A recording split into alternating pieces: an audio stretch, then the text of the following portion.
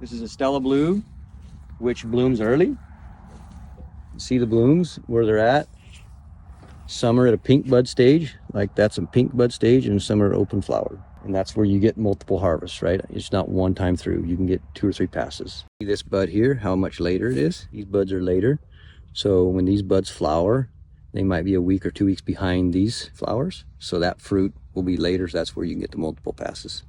Right now in production, we have about 35 acres of Stella Blue. They started probably opening up 2 weeks ago, you know, just in, and they'll go another 2-3 weeks.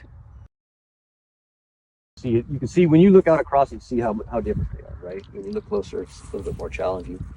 But if you look at the buds, the different stages, so you have, this would be, you know, how the plant looks early, and then as they're starting to wake up, this is a bud that's clustering. You can see how many flowers will be in that bud.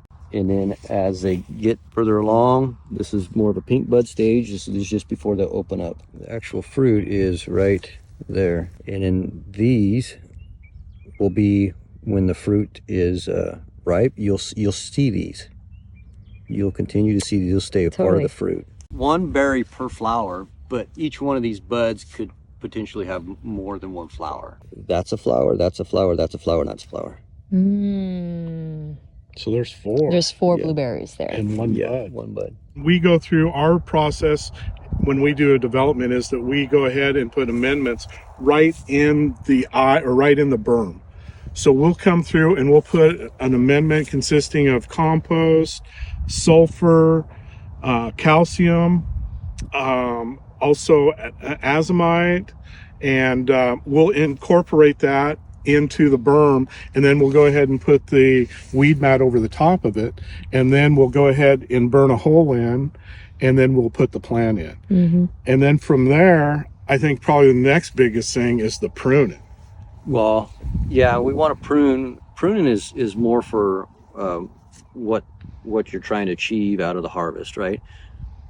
Number 2 after the development is food and water, right? You got to feed these plants. Yeah. You got to hydrate these plants to get them to grow, right?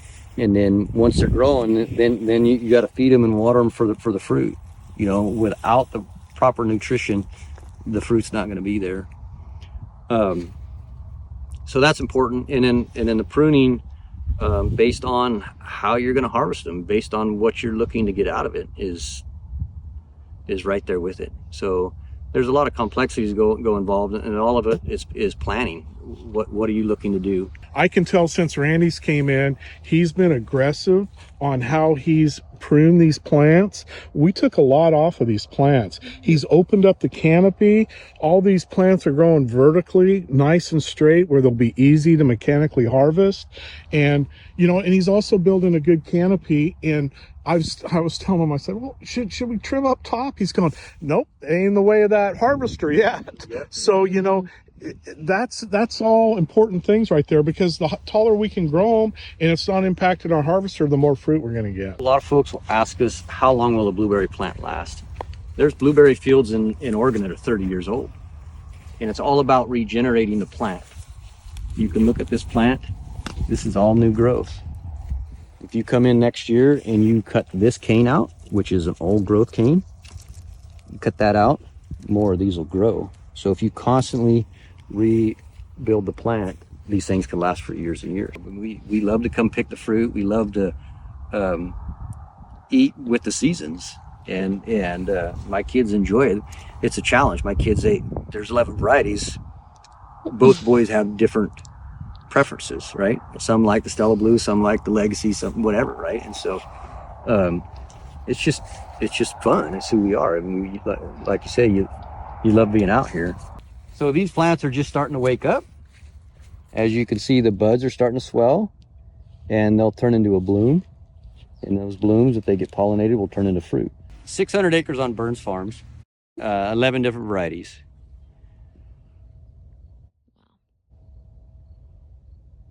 And then we have 300 that are being production this year that we'll be harvesting.